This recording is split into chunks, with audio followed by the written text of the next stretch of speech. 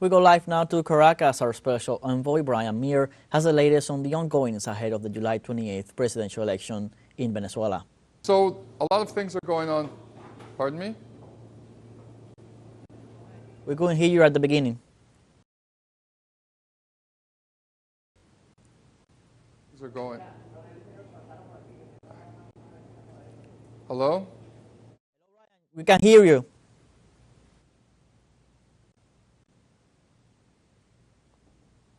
Well, a lot of things are going on in the Venezuelan election campaign. And one thing that's always important to pay attention to is the United States media. Today, there's a new article out in the Washington Post called "Biden Makes a Big Deal with a Latin American Strongman. Will it pay off?" And it details a one-sided look at the process that began with the Qatar meeting last October in 2023. During that meeting, the U.S. government negotiated a deal with the Maduro administration that if they hold free and fair elections this year, the United States will lift its 930 sanctions against Venezuela. But the way that the article is presented raises a lot of doubts if the United States will really accept a result that is not favorable to their candidate, Edmundo Gonzalez, who's supported by Maria Corina Machado.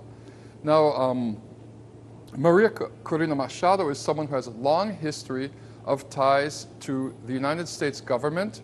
An NGO she was affiliated with for years received over $3 million from NED, which is a CIA front group.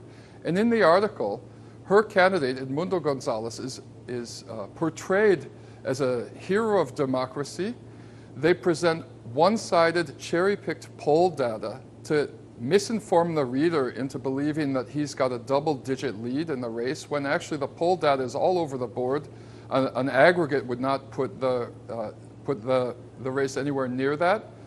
And they accuse Maduro of acting erratically by canceling his invitation for EU election observers to come and see the elections this July 28th, to monitor the elections. Now, what really happened is that after the Qatar deal, the EU implemented 50 sanctions against Venezuelan citizens. They backed out of their part of the deal, and because of that, they're not invited to observe the elections, although many other groups are going to be here. The Carter Center, the UN has sent 4 election observers.